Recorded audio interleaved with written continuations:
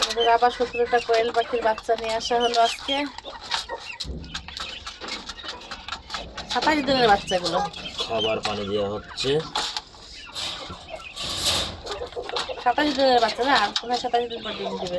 15 দিন পরে ডিম দেবে। একদম ছোট বাচ্চাগুলো।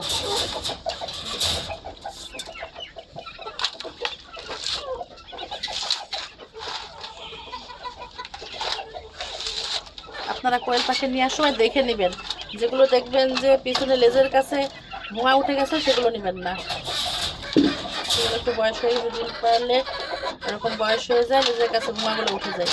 আর এগুলো একেবারে বাচ্চা, 27 দিনের বাচ্চাগুলো।